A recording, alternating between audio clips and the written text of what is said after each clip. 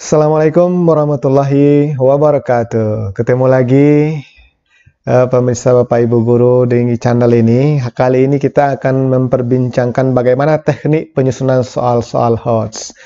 Karena hari ini kita sedang sibuk mempersiapkan soal-soal ujian untuk pelaksanaan ujian di sekolah atau di madrasah. Kita harap semoga slide ini bisa membantu kita semua dalam menyusun soal-soal yang berkualitas. Baik, kita mulai. Kompetensi yang diharapkan nanti setelah ini adalah meningkatnya pemahaman guru tentang konsep penyusunan soal HOTS dan juga meningkatnya keterampilan guru dalam menyisir butir soal HOTS. Nah, kita ambil dari sebuah contoh bagaimana perbandingan soal lot, mod, dan hot itu ya. Kita ambil sebuah narasi. Seorang gadis kecil duduk di dekat pohon sambil makan kue yang tampak lezat. Nah, silakan bisa baca kisah itu. Nah, di akhir cerita, gadis itu menjerit, menjatuhkan kuenya dan lari. Dari kisah ini, kita bisa menarik sebuah soal.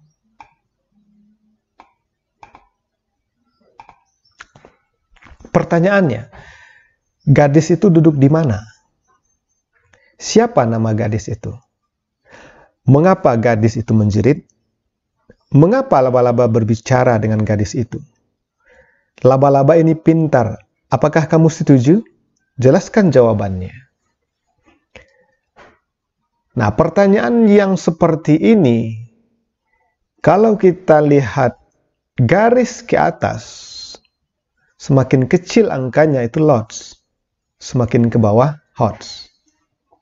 Maka gadis itu duduk di mana itu soal lots.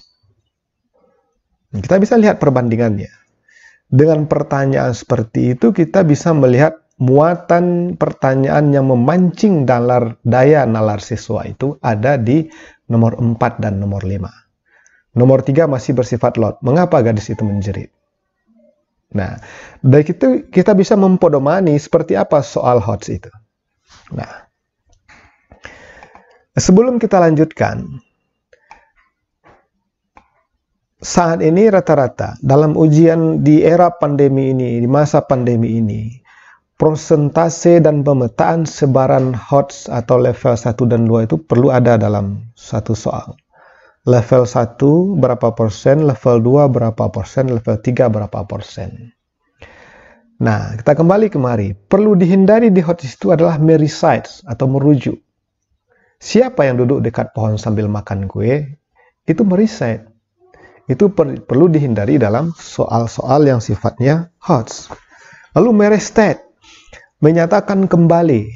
Apakah yang ditanyakan gadis kecil kepada laba-laba? Itu tidak boleh. Perlu dihindari atau recall, mengingat kembali di manakah adegan itu terjadi. Ini perlu dihindari dalam soal HOTS. Nah, mengapa asesmen di Indonesia diarahkan ke model HOTS? Alasannya adalah pertama kebutuhan kecakapan hidup abad 21. Kemudian kedua, permasalahan kehidupan sehari-hari menuntut kemampuan HOTS. Nah, kita lihat dalam tabel ini. Kecakapan abad 21 yang dibutuhkan itu adalah kualitas karakter, kompetensi, literasi dasar. Kualitas karakter masuk dalamnya iman dan takwa, rasa ingin tahu, dan seterusnya. Sedangkan kompetensi, bagaimana mengatasi tantangan yang kompleks dengan berpikir kritis, kreatif, dan sebagainya. Literasi dasar, bagaimana menerapkan keterampilan inti untuk kegiatan sehari-hari, baca tulis, berhitung, literasi sains, literasi informasi. Nah, kecakapan abad 21 yang dibutuhkan ini perlu dilatih melalui pertanyaan-pertanyaan dan soal-soal yang berbasis HOTS, memancing daya nalar siswa. Nah, apakah HOTS itu? Pengertian HOTS, kemampuan berpikir yang tidak sekadar mengingat, menyatakan kembali, atau merujuk tanpa melakukan pengolahan atau recite. Nah, maka oleh sebab itu, soal ujian yang biasa bisa dirubah menjadi soal HOTS bila soal itu memancing daya nalar anak untuk menjawab. Itu soalnya sudah HOTS. Nah, lalu soal-soal HOT itu mengukur kemampuan transfer satu konsep ke konsep lain, memproses dan menerapkan informasi seperti yang ada di slide. Nah, kalau lihat taksonomi kognitif ini ya, taksonomi ini di tahun 1956 kita masih menggunakan taksonomi dari Bloom ya. Kemudian ada revisi taksonomi Bloom oleh Andersen gitu ya. Nah, di sini kita bisa melihat ada perubahan kata benda kepada kata kerja. Nah, umpama di sini, ini mengingat, memahami, aplikasi, menganalisa, mengevaluasi, dan mencipta. Berbeda dengan taksonomi Bloom. Nah, di fokus taksonomi kognitif itu ada di revisi Andersen. Nah, sekarang kita lihat bagaimana bentuk penjabarannya. Bila kita lihat tabel ini, ada perbedaan lots. Lots itu dia ada di mengingat dan memahami. Sedangkan MOS ada di menerapkan. Menganalisis, mengevaluasi, dan mencipta itu adalah ciri dari HOTS. Kita bisa lihat amati ini. Nah, ada mengingat C1, memahami C2, menerapkan C3, menganalisis C4, mengevaluasi C5, mencipta itu C6. Kalau kita bawakan dalam tabel ini, maka soal lots itu ada di level 1, C1 dan C2, soal MOS ada di level 2, soal HOTS ada di level 3, mencipta, mengevaluasi, dan menganalisis. Nah, kemudian standar level kemampuan berdasarkan data di awal tadi dapat kita petakan. Level 1 itu adalah kualitas soal yang mengukur peserta didik itu memiliki kemampuan standar minimal dalam penguasaan pelajaran. Sedangkan level 2, peserta didik memiliki kemampuan aplikatif, applying. Sedangkan level 3, peserta didik memiliki kemampuan penalaran dan logika. Nah, maka soal HOTS itu mesti ada stimulus. Stimulus itu dapat berupa wacana, ilustrasi, gambar, tabel, grafik, dan lain-lain yang menarik. Stimulus sangat dianjurkan diambil dari konteks dunia nyata atau kehidupan sehari-hari. Pertanyaan yang diberikan menuntut proses berpikir secara kritis, logis, metakognisi, dan kreatif. Tetap berlaku kaidah-kaidah penulisan soal pilihan ganda, uraian, dan isian. Nah, jadi sumber stimulus itu dapat berupa teks bacaan, kasus, gambar, grafik, tabel, peta, foto, rumus, daftar kata atau simbol, contoh, atau film, dan sebagainya. Ini merupakan stimulus, sumber stimulus. Nah, jadi mengubah soal biasa menjadi soal HOTS itu dengan menggunakan stimulus yang sumbernya ada seperti ini. Nah, kemudian kalau kita melanjutkan, soal dengan kognitif pemahaman atau soal level 1 itu berkisar dalam ruang pengertian teori dan rumus, itu masuk level 1. Pemahaman konsep, kemudian definisi, pemahaman dasar tentang grafik atau tabel, pengertian istilah-istilah. Nah, itu masuk ke dalam soal dengan kognitif pemahaman.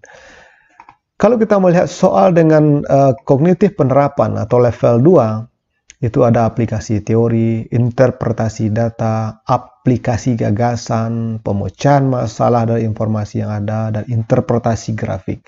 Kuncinya adalah ada aplikasi, ada interpretasi. Nah, itu penerapan. Itu ada di soal level 2. Sedangkan di level 3, kognitif penalaran, ada aplikasi teori dan rumus, mencari prediksi keputusan dan kesimpulan, konsep lain di luar konteks, interpretasi grafik dan tabel, pemecahan masalah dan informasi yang ada, aplikasi gagasan dan konsep, serta interpretasi informasi dan data. Ini soal dengan kognitif penalaran. Nah, kalau kita melihat contoh, bagaimana contohnya C1 atau mengingat itu ya, C1 itu dalam mapel PAI. Kita bisa lihat di contoh ini. Misalkan kamu adalah salah seorang anggota panitia kurban di sekolahmu dan merencanakan untuk menerima kurban dan membagikannya kepada penerima yang berhak. Buatlah daftar jenis hewan apa saja yang bisa diterima. Syarat-syaratnya apa saja, barang yang kamu perlukan, dan barang apa yang kamu beli. Ini contoh soal atau C1. Kita bisa lihat soalnya dari nomor 1 sampai ke nomor 5. Nah, kita lihat lagi untuk C2. Memahami. Tuliskan pengertian makna ayat 2 surat Al-Fatihah. Itu perlu pemahaman. Jadi memahami, mencurahkan dengan bahasa yang dimiliki oleh anak itu dalam konteks C2 atau memahami. Kita bisa lihat contoh-contoh soal yang dalam konteks memahami atau C2. Kemudian untuk menerapkan atau C3, tuliskanlah makna ikhlas beramal dalam kehidupan sehari-hari. Berilah contoh perilaku ikhlas dan tidak ikhlas itu. Nah, mulai sedikit dalam bentuk aplikatif gitu, menerapkan. Tuliskan 3 contoh perilaku jujur dan tidak jujur dalam kehidupan sehari-hari. Nah, ini sifatnya aplikatif dalam C3. Nah, lanjut menganalisis. Nah, menganalisis ini kita bisa lihat dari 4 contoh soal ini ya. Bandingkan keadaan dahulu 10 tahun terakhir dan sekarang tentang perilaku hormat dan patuh kepada orang tua, guru, dan sesama anggota keluarga. Tuliskanlah kelebihan dan kelemahannya. Nah, pertanyaan seperti ini perlu analisa. Perlu analisa. Gitu. Pilih 2 ayat Al-Quran atau hadis atau cerita keteladanan Nabi atau cerita sahabat Nabi, bandingkan. Kemudian tuliskanlah hasil perbandinganmu. Nah, ini menganalisis, membandingkan begitu. Untuk C4. Nah, sekarang berikut kita lihat. Bagaimana menilai PAI. Menurutmu, apakah perilaku jujur, amanah, dan istiqamah sudah terwujud di lingkungan sekolahmu? Mengapa? Nah, dia menilai. Anak-anak itu menilai gitu. Setujukah kamu perbuatan mencontek dilarang di sekolah ini? Mengapa? Tuliskanlah kritikmu tentang titik-titik. Nah, itu ranah menilai gitu. Mengevaluasi. Nah, sekarang mencipta. Kita bisa melihat dari judul ini ada mencipta. Buatlah usulan perbaikan yang dapat membuat tempat ibadah di sekitar rumahmu menjadi lebih baik. Kirimkan surat itu kepada kepala desa atau pemerintah setempat. Dia berusaha untuk mencipta. Atau rancanglah satu bangun baru untuk kegiatan yang bermanfaat yang memiliki bagian-bagian yang berasal dari bangun yang kamu pilih. Beri nama untuk bangun barumu dan namailah bagian-bagiannya. Ini mencipta. Nah, dia mencipta. Nah, maka berdasarkan itu, soal HOTS itu menuntut agar setiap soal itu diberikan stimulus. Lalu mengukur kemampuan berpikir, mengukur keterampilan pemecahan masalah. Ini tuntutan gitu. Jadi ketika soal HOTS itu disampaikan, dia menuntut 3 hal ini. Nah, maka oleh sebab itu hal-hal penting dalam penulisan soal HOTS itu adalah yang pertama, pilih materi yang sesuai dengan indikator soal. Sesuai dengan indikator soal. Sedapat mungkin kontekstual, materi, waktu, dan tempat. Jadi apapun ujian, bagaimanapun soal itu tetap merujuk kepada indikator soal. Lalu yang kedua, periksa stimulus, bermanfaat atau tidak, menarik atau tidak, relevankah atau tidak cocok. Lalu apakah betul-betul HOTS? Apakah itu menganalisa? Apakah itu ranah mengevaluasi? Dan apakah itu ranah mencipta? Nah, ini penting dalam melakukan penulisan soal berbasis HOTS. Nah, maka oleh sebab itu langkah-langkah menyusun soal HOTS itu adalah pertama, menganalisis KD yang dapat dibuat soal HOTS. Kita harus analisa. Kita harus buka permennya. Kalau mapel umum dan PAI ada Permendikbud 37 2018, kalau Kementerian Agama 183 184. Nah, itu memuat tentang KD-KD yang dapat menjadi sumber dalam pembelajaran. Nah, jadi pekerjaan pertama adalah menganalisis KD yang dapat dibuat soal HOTS. Kemudian yang kedua, menyusun kisi-kisi. Setelah kisi-kisi, memilih stimulus yang menarik dan kontekstual. Lalu yang keempat, menulis butir pertanyaan sesuai dengan kisi-kisi soal. Yang kelima, butir-butir pertanyaan ditulis agar sesuai dengan kaidah penulisan butir soal. Lalu yang keenam, membuat pedoman penskoran atau kunci jawaban. Nah, ini penting. Lalu kalau kita melihat alur berdasarkan tadi itu, alur perkembangan soal HOTS itu adalah dari analisis KD, ada indikator soal, ada memilih stimulus, kemudian menulis butir soal, lalu ada analisa, lalu nanti ada kunci jawaban atau pedoman penskoran, lalu ada soal siap yang siap digunakan. Kemudian, pemilihan materi esensi itu didasarkan pada, pertama, urgensi. Materi itu secara teoritis penting gitu. Penting dikuasai oleh anak. Kemudian ada kontinuitas, pendalaman dari materi sebelumnya, dan dia sekaligus relevansi, diperlukan untuk memahami materi pelajaran lain. Jadi pada nomor B itu kontinuitas itu merujuk kepada pendalaman materi sebelumnya dan berkaitan dengan materi yang akan diajarkan pada kelas-kelas di atasnya. Kemudian ketiga, relevansi. Yang keempat, keterpakaian. Memiliki keterpakaian yang tinggi dalam kehidupan sehari-hari. Ini salah satu indikator dalam memilih materi esensi. Nah, kemudian syarat indikator yang baik itu memuat ciri-ciri kompetensi dasar yang diukur, memuat KKO yang dapat diukur, berkaitan dengan materi bahan ajar yang dipilih, kemudian dapat dibuatkan soalnya. Ini syarat indikator yang baik. Nah, sekarang kita lihat indikator soal ya, indikator soal. Indikator soal bentuk pilihan ganda menggunakan satu KKO yang terukur. Jangan sampai dua. Satu kata KKO.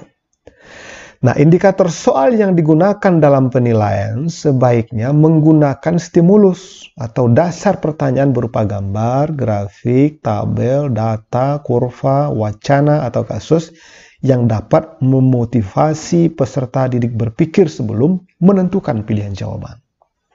Nah, lalu rumusan indikator soal yang lengkap mencakup 4 komponen.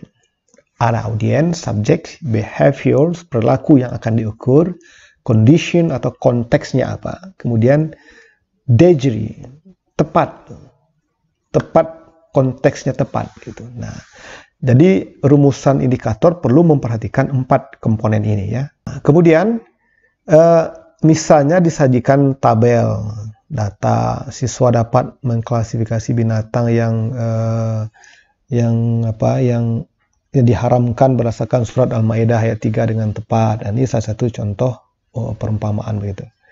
Nah, kita lihat contoh soal ya. Ini bentuk contoh soal yang sulit tetapi tidak termasuk HOTS. Nah, dia tidak termasuk HOTS. Berapa ketinggian Gunung Tangkuban Perahu diukur dari permukaan laut? Ini sulit loh. Tetapi tidak HOTS. Anak bisa menebak. Tidak memancing nalar. Tidak memancing nalar gitu. Nah, kita lihat lagi. Contoh soal mudah, dia soal mudah, tetapi termasuk soal HOT. Joko ingin membeli kaos kaki. Dia melihat ada 2 toko, A dan B yang menjual kaos kaki yang diminatinya. Toko A memasang tarif 5 pasang 30.000, diskon 20%. Toko B 5 pasang 30.000, tapi gratis 1. Ke toko mana Joko akan membeli agar mendapat kaos kaki yang menjual per 1 pasang lebih murah? Ini contohnya soal mudah, tapi HOTS. Nah, contoh soal level 1. Di sini ada bagan-bagan. Nah, perhatikan gambar jaring-jaring makanan berikut. Makhluk hidup yang berperan sebagai konsumen tingkat 2 adalah, itu bisa dihitung. Bisa dihitung. Kita tinggal melihat konsumen tingkat 2-nya. Ini contoh soal level 1. Nah, kita lihat contoh yang lebih sulit. Bagaimana contoh soal level 3? Tabel di bawah ini menunjukkan data populasi burung elang, ular, dan katak dalam satu wilayah selama 30 tahun. Menurutmu di tahun 2000 apakah populasi ular dan katak meningkat atau menurun dibanding tahun 1990? Berikan alasanmu, gunakan data tabel untuk mendukung jawabanmu. Ini perlu penganalisaan. Perlu dianalisa, perlu dinilai gitu. Ini contoh soal level 3. Nah, sekarang kita lihat lagi level 1. Bagaimana pengetahuan itu ya? Nah, kita lihat. Indikator soal disajikan beberapa pernyataan, peserta didik dapat menunjukkan urutan pertama dalam pengurusan jenazah. Ini bentuk soal level 1. Level 1 ya. Nah, dari soal ini, siswa itu akan berusaha untuk mengingat kembali, mereview kembali bagaimana cara menyelenggarakan jenazah. Maka soal seperti ini termasuk level 1, mengingat. Karena mengukur pengetahuan yang relevan dari ingatan. Mengingat kembali, termasuk soal LOHTS atau Low High Order Thinking. Nah, sekarang kita lihat yang level 2. Ini ya, level 2. Penerapan atau aplikasi. Disajikan beberapa perbuatan dalam rukun dan sunnah wudhu. Peserta didik dapat menentukan sunnah wudhu dengan benar. Perhatikan pernyataan berikut. Nah, dari beberapa pernyataan itu disunnahkan ketika wudhu ditunjukkan oleh nomor berapa. Nah, ini penerapan aplikatif sifatnya gitu. Ini ada di level 2. Di soal tersebut di level 2 karena penerapan C3 karena siswa mengklasifikasikan. Nah, karena sifatnya penerapan. Nah, kita lihat level berikutnya. Ini di level 3. Kita lihat. Tony ditunjuk Pak RT sebagai seksi dakwah di lingkungan kampungnya. Satu saat dia dapat tugas berdakwah untuk lingkungan Karang Taruna. Dan seterusnya. Bagaimana sebaiknya strategi dakwah yang harus dilakukan Tony? Ini perlu pemecahan masalah. Nah, soal yang seperti ini termasuk level 3. Karena memilih cara terbaik. Dan termasuk soal HOTS karena membutuhkan pemecahan masalah dengan memilih strategi dakwah yang sesuai dengan kondisi lingkungannya. Nah, berikutnya kita melihat level 3 dalam hal mengevaluasi ya. Mengevaluasi pada C5. Nah, lihat. Fulan sangat akrab dengan teman sekelas dan suatu saat diundang agar hadir saat perayaan ulang tahun temannya yang non-muslim. Bagaimana sikap yang seharusnya dimiliki Fulan? Nah, dia perlu menilai apakah dia perlu hadir dalam perayaan ulang tahun temannya yang non-muslim. Gitu. Nah, penjelasannya soal tersebut termasuk level 3 karena dia mengevaluasi ada di C5. Dan termasuk soal HOT karena membutuhkan sebuah keputusan. Oke, sekarang kita lihat level 3 dalam mencipta. Buatlah bagan perkembangan Islam masa kejayaan Bani Umayyah. Soal tersebut termasuk level 3 karena mencipta. Apa yang diciptakan bagan? Masa kejayaan Bani Umayyah. Kapan dia mulai memerintah, kapan masa kejayaannya, kapan masa keruntuhannya, dan masa keruntuhan itu disebabkan oleh hal-hal apa gitu. Nah, ini disebut level 3 untuk C6 karena siswa harus kreatif membuat sebuah bagan sesuai dengan perintah soal. Nah, kemudian kaidah dalam soal tahun ini ada pilihan ganda, ada soal uraian. Nah, pedoman dalam menyusun soal pilihan ganda itu dapat kita lihat pada tayangan ini. Ada substansi atau materi dengan beberapa kriteria, ada bahasa yang digunakan dan yang harus dipedomani, lalu ada konstruksi, bagaimana bangunan soal itu dibuat. Nah, ketiga hal ini perlu menjadi perhatian oleh guru dalam membuat soal pilihan ganda. Begitu juga pada kaidah penulisan soal uraian. Nah, kita bisa lihat ada kaidah-kaidah yang harus dipatuhi pada substansi dan materi, ada bagaimana bahasa yang digunakan, lalu bagaimana konstruksi soal itu dibuat.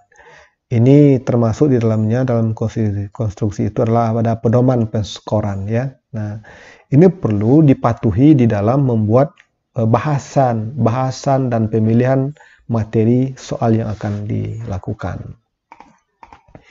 Nah, di awal tadi disebut Ada kaidah satu, soal harus sesuai dengan indikator soal dalam kisi-kisi. Nah, kita bisa melihat, ini ada contoh-contohnya. Kita bisa melihat indikator soal.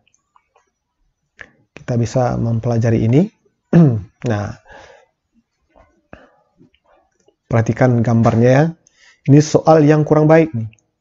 Soal harus sesuai dengan indikator soal dan kisi-kisi. Nah, ini bentuk soal yang kurang baik. Perhatikan gambar. Nah, lalu ada pertanyaannya. Luas daerah lingkaran yang diarsir adalah. Nah, ini contoh soal yang kurang baik. Nah, ini kaidah satu. Nah, kenapa dia soal yang kurang baik? Penjelasannya adalah soal tidak sesuai dengan permintaan indikator. Karena yang diminta adalah cara menghitung luas lingkaran, bukan menghitung luas bagian lingkaran. Nah, yang diminta adalah cara menghitung luas, bukan menghitung luas bagian lingkaran. Nah, maka contoh soal yang baiknya adalah perhatikan gambar berikut. Nah, bisa kita perbedakan ya. Nah, pertanyaannya adalah cara menghitung luas lingkaran berdasarkan gambar adalah. Nah, ini contoh soal yang lebih baik untuk kaidah 1. Nah, sekarang kita lihat kaidah 2. Dalam kaidah 2 itu, pilihan jawaban harus homogen dan logis ditinjau dari segi materi. Harus homogen dan logis ya. Nah, ini contoh soal yang kurang baik. Wakil dari Indonesia yang turut menandatangani deklarasi Bangko adalah titik-titik. Nah, bagaimana contoh soal yang baik? Nah, ini penjelasannya.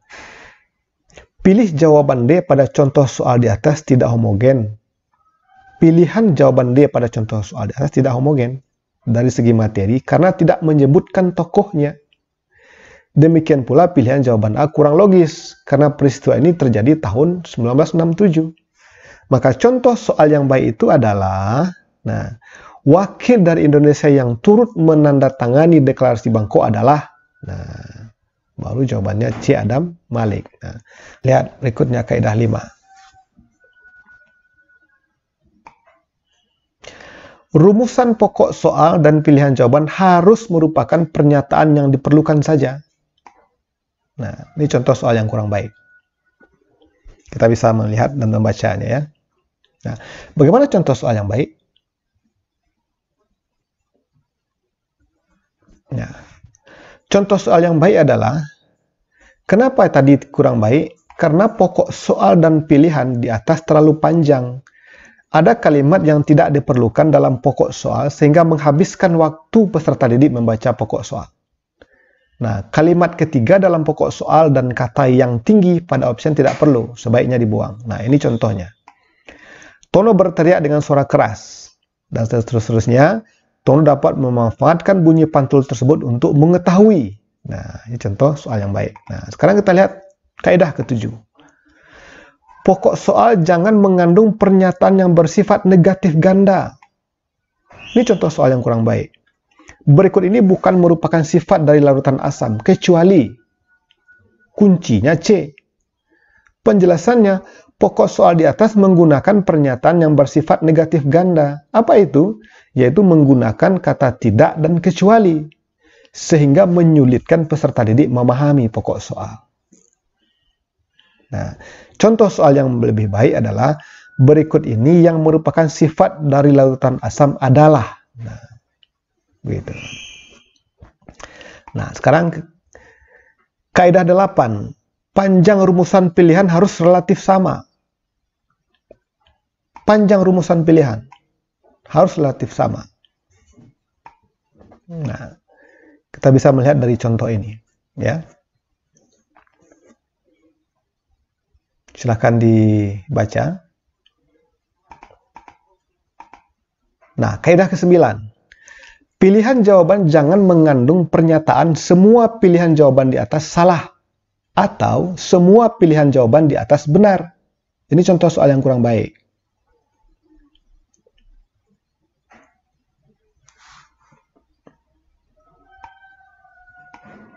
Nah, bagaimana contoh soal yang baiknya?